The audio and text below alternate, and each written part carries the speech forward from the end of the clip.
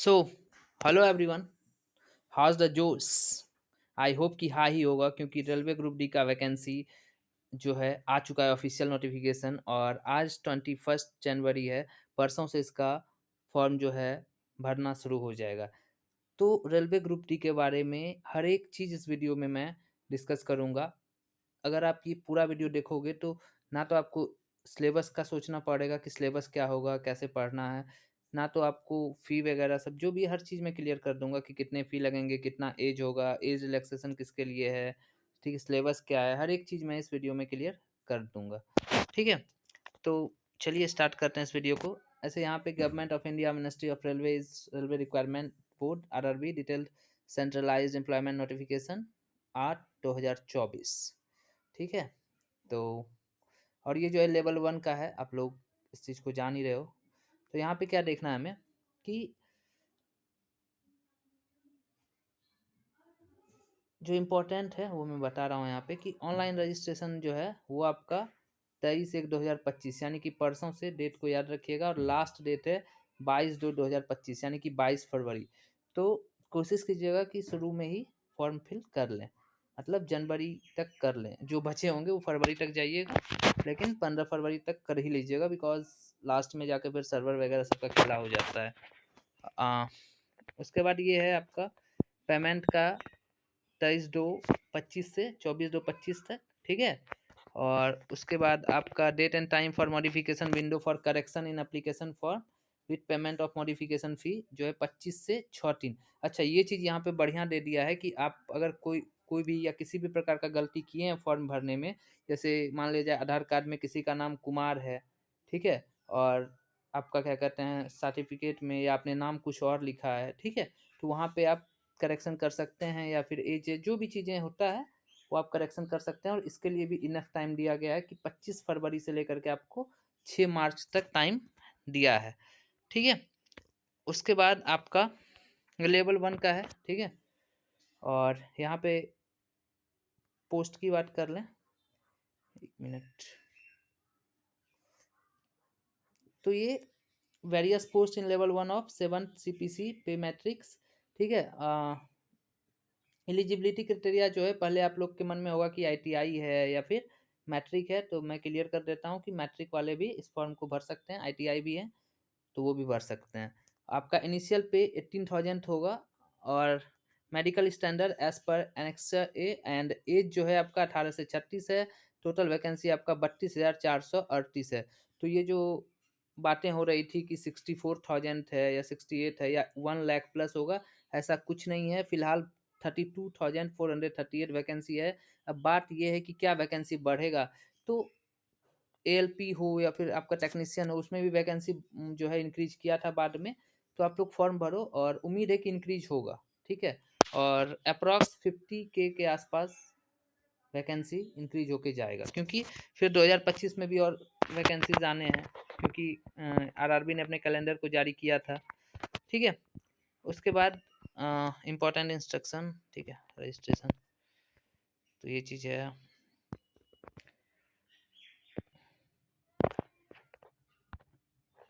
Age limit जो है, age limit आपका 1/1/2025 यानी 1/1/2025 तक आपका 18 हो जाना चाहिए, और 1/1/2025 तक आपका 36 से ज़्यादा नहीं होना चाहिए।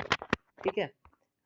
ये चीज़ें हैं। एसटी एससी जो है ऑफ एनी अदर बेनिफिट, ये जो है fees submission age relaxation ETC were not specified. ठीक है? Will be the closing date of submission और online application against this CEN. ठीक है? ये है। ये यहाँ पे आ गए हम लोग। Fill and account. हाँ, और इम्पोर्टेंट क्या है यहाँ पे, तो अकाउंट आपको क्रिएट करना होगा। और जिसके पास पहले से है, जिन्होंने एनटीपीसी फॉर्म डाल रखा है या फिर टेक्नीशियन वगैरह, उनका आईडी बना होगा तो उस आईडी से भी फॉर्म फिल कर सकते हैं। ठीक है? और 25/2 से 6/3 तो वो तो आपका करेक्शन वाला डेट है। ठीक है? ओके। ही सी में do so bye paying a modification fee of rupees 250। ठीक है? और 250 जो है नॉन रिफंडेबल है। ठीक है? Okay. After 6/3 RRB shall not entertain any representation by modification of the information furnished in the application. यानी ये साफ कर रहे हैं कि एक तो आप गलती मत करो, और गलती करते हो तो फिर आपको एक्स्ट्रा फ़ी के साथ जो है 25 फ़ेब से लेकर के 6 मार्च तक मौका मिलेगा। लेकिन अगर 6 मार्च तक भी आप कुछ नहीं कर सकते हैं तो फिर उसके बाद आप आराम कर सकते हैं, ठीक है, अगले वैकेंसी तक। और अगले वैकेंसी कब तक आएगा इसका अंदाज़ा आप लोगों को है, ये 5 साल के बाद जो है आता है वैकेंसी, ठीक है। अब देखिए स्टेज ऑफ एग्ज़ाम भी देख लेते हैं, जो इम्पोर्टेंट है। तो सिंगल स्टेज कंप्यूटर बेस्ड है। अच्छी बातें ये है कि ये एक एग्ज़ाम ही लिया जाएगा इसका, ठीक है। And railway administration however reserve the right to conduct the CBT in either single or multi stage mode. Candidate qualifying in CBT shall have to undergo physical, अच्छा पीईटी के लिए जाना होगा, and it will be followed by document verification and medical examination. तो exam एक ही है, ठीक है, और उसके बाद आपको पीईटी लेगा, और उसके बाद डॉक्यूमेंट वेरिफिकेशन यानी डीवी एंड मेडिकल एग्जामिनेशन होगा।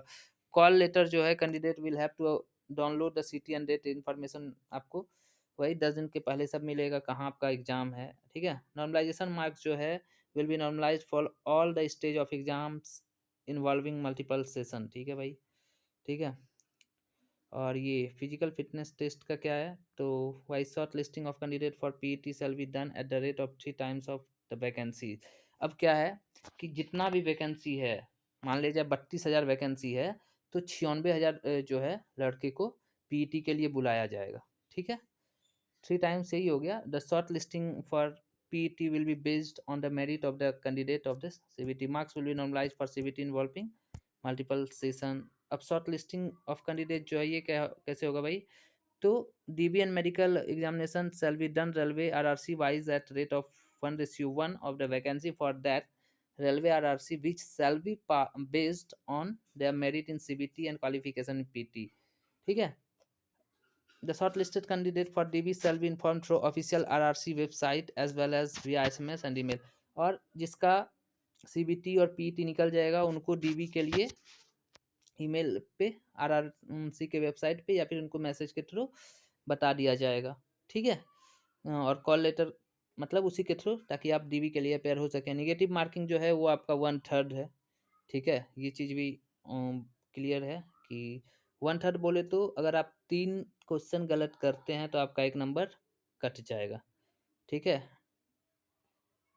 ओके।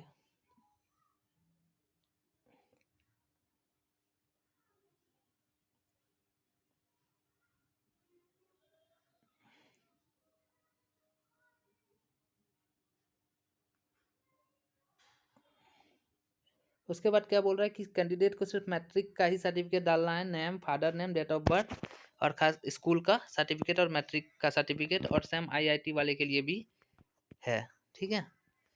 वैसे 68 पेज है, बट जो भी इम्पोर्टेंट है वो मैं आपको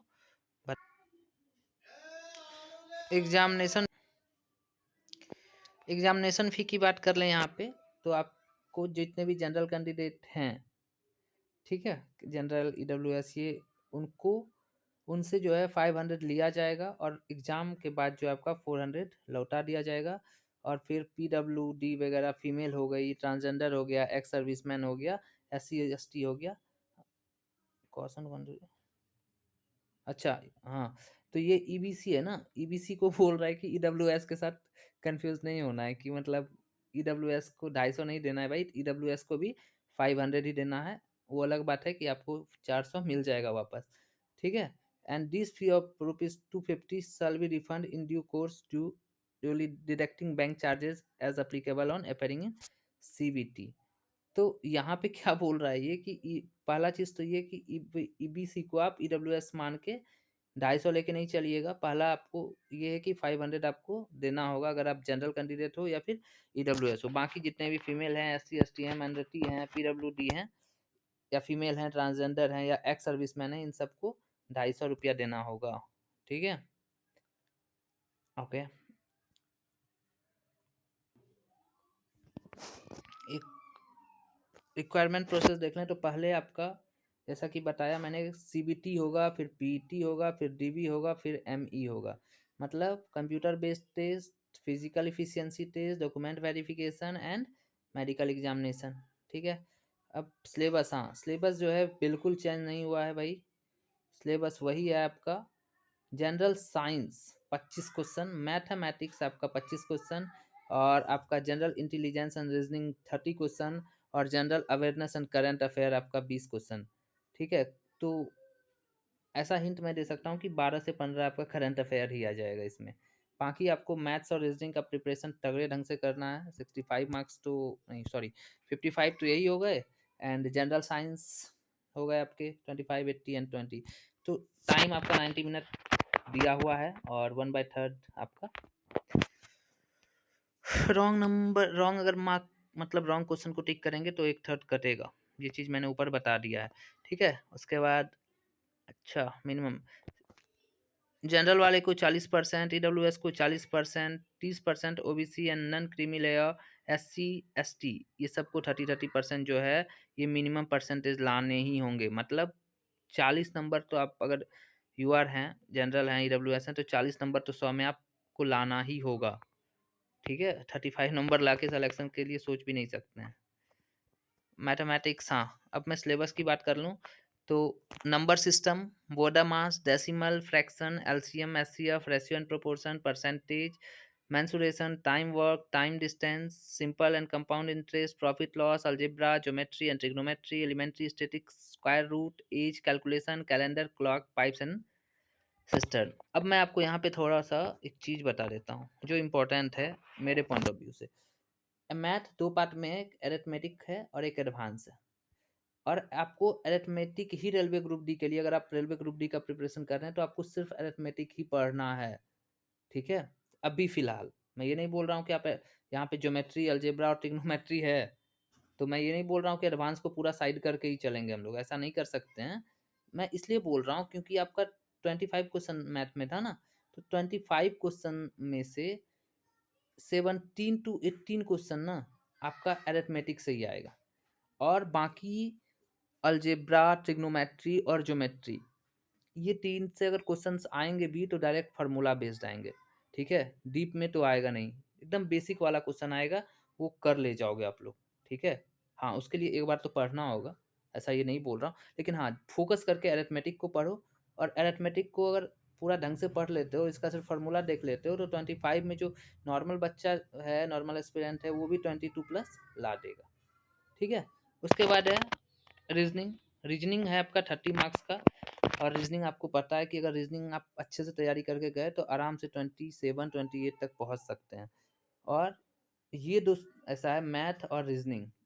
ठीक है, इसमें आप आराम से 55 मार्क्स का है ना, तो आराम से इसमें 50 में 55 भी ला सकते हैं।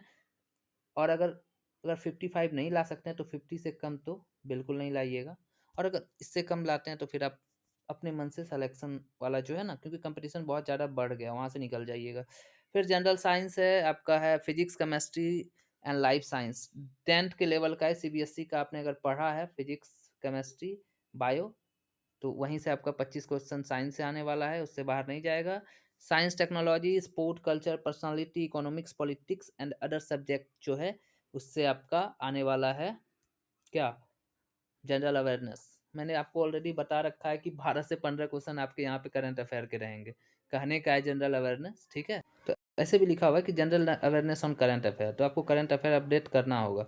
ठीक है, ये जो है आपका 80 मार्क्स आपका मैथ, रीजनिंग और साइंस, इस तीनों सेक्शन से बन रहे हैं। और इस तीनों सेक्शन में अगर आप चाहो तो आप आराम से 75+ ला सकते हो। एक नीरज सर करके हैं साइंस के टीचर यूट्यूब पे, वो बहुत अच्छा पढ़ाते हैं। ठीक है, मैंने देखा था कुछ वीडियो उनका, और वो पढ़ाते हैं, वहाँ से अगर अभी से लगोगे तो आराम से, उधर 25 है ना, तो 25 भी कर जाओगे, नहीं तो 20+ कर जाओगे।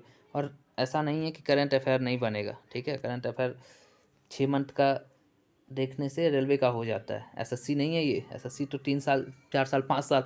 अभी जो सीजीएल वाला एग्जाम हुआ था 2016 का क्वेश्चन उठा रखा है और बोल रहा है करंट अफेयर है। भाई इसको हिस्ट्री क्यों नहीं डाल देते हो फिर। उसके बाद पीटी है, मेल फीमेल में क्या अंतर है भाई देखें तो, should be able to lift and carry 35 kg of weight for a distance of 100 metre in 2 minute. ये बोल रहा है कि 35 kg का वजन उठा के आपको 100 मीटर 2 मिनट में पहुंचना है, in one chance without putting the weight down. और वो जो वेट आप उठाइएगा 35 केजी, उसको 100 मीटर आपको 2 मिनट में लेके जाना है, बिना उस चीज़ को कहीं पे भी रखे हुए। ठीक है भाई, तो आज से चावल और गेहूँ मिल पे जाके पिसवाना शुरू कर देना चाहिए। 35 केजी उठा के जाएंगे 100 मीटर, ठीक है। And should be able to run for a distance of 1000 metre in 4 minute. ये तो हो जाएगा, ये आसान है भाई, ठीक है। क्योंकि 1600 मीटर आर्मी एयरफोर्स में 6 मिनट में रनिंग जो कर लेता है भाई, तो उसके लिए ये आसान है, कर लेगा। ये चीज़ आसान है थोड़ा सा। ये चीज़ मैंने कभी 35 केजी उठाया है तो ऐसे 2 मिनट इस चीज़ को टारगेट नहीं किया है, ठीक है। आप लोग लेकिन कर लेना एक बार, ठीक है। हर कोई कर लेगा जिसको भी ऐसा लग रहा है कि एग्ज़ाम निकल जाएगा। ये था मेल के लिए। फीमेल के लिए क्या है, फीमेल के लिए भी सेम चीज़ है, लेकिन फीमेल को 20 केजी यानी कि 20 केजी उठा के 100 मीटर जो है 2 मिनट में पहुंचना होगा। और रनिंग भी सेम है, लेकिन रनिंग में हम लोगों से कितना टाइम दिया है भाई, ज़्यादा 1 मिनट 25 सेकेंड दिया हुआ है, ठीक है।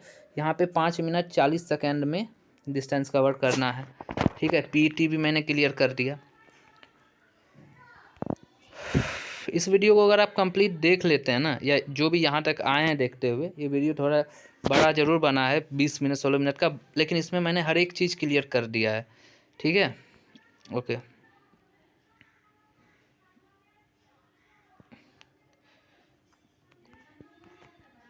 डॉक्यूमेंट वेरिफिकेशन, ठीक है, बेस्ड ऑन द 25 है। सो मुझे उम्मीद है कि मैंने इस वीडियो में इस वैकेंसी से रिलेटेड हर एक चीज़ क्लियर तरीके से बताया। और ये वीडियो आप कंप्लीट देख लेते हो तो रेलवे ग्रुप डी से रिलेटेड कुछ भी प्रॉब्लम्स नहीं होगा। बाकी इस चैनल पे आपको जो है साइंस के क्वेश्चंस शॉर्ट शॉर्ट में अपलोड हो जाएंगे, ठीक है। और मैथ्स के जितने भी बेसिक कॉन्सेप्ट बनते हैं और कुछ क्वेश्चंस, वो मैं अपलोड कर दूंगा वीडियो बना के। और कोशिश रहेगा कि मतलब शॉर्ट तरीके से, जैसे बहुत बड़ा सब क्वेश्चन है, परसेंटेज का हो या प्रॉफिट लॉस हो, एसआई हो, सीआई हो, मैं कोशिश कर रहा हूँ कि उसको लाइव में उसको सॉल्व करवा दूँ, ठीक है। सामने क्वेश्चंस मतलब कैसे पढ़ते पढ़ते क्वेश्चन सॉल्व होते हैं, पेन भी यूज़ नहीं करना है, ठीक है। और वैसे उस अप्रोच को मतलब देखना, क्वेश्चन को देखने का नज़रिया कि इस क्वेश्चन को कैसे करते हैं, तो ये चीज़ें मैं सोच रहा हूँ। और देखते हैं, अभी जनवरी कंप्लीट होने के बाद ये मैथ्स वाला शुरू करूँगा, बट साइंस वाला मैं सोच रहा हूँ कि कर दूँ 2-3 दिन में, ठीक है। 10-10 15-15 क्वेश्चन जो प्रीवियस ईयर के हैं और जो भी इम्पोर्टेंट हैं टीसीएस पैटर्न पे बेस्ड। वहाँ के आप लोग टेक्स्ट बुक मॉक टेस्ट लगाते रहिए एंड लग जाइए। रेलवे ग्रुप डी है तो मोस्ट प्रोबेबली अगर एनटीपीसी मार्च अप्रैल में एग्ज़ाम लेगा तो मई से जून तक ये भी एग्ज़ाम ले लेगा। खैर रेलवे है, कह नहीं सकते, हो सकता है 2025 चल रहा है 2027 में भी एग्ज़ाम ले, ठीक है। So thank you for watching, जय हिंद।